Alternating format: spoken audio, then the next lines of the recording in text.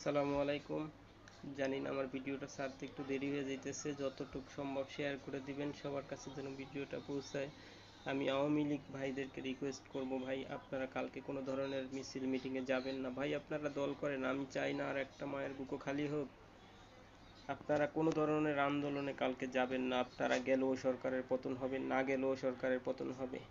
শুধু শুধু গিয়ে আপনারা সংঘাত বাড়ায়েন না।